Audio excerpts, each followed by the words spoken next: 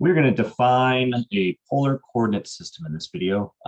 It's a little bit different than what you're used to. The rectangular coordinate is your normal kind of X and Y, where you have an X-axis and you have a Y-axis.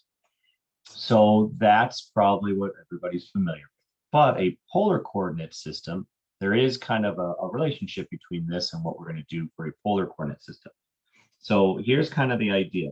It looks like this. Your coordinate looks like this, where the first part of it is not an X and a Y, it's an R and a theta. So it's a radius, which is a distance, and then it's an angle.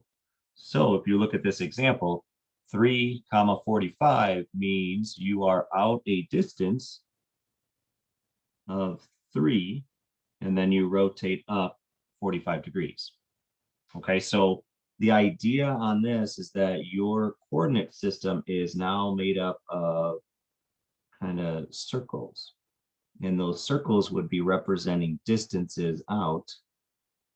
And then, so the first part of it would be we're at a distance of 3, and then we would be up 45 degrees. And that would be the location on that grid.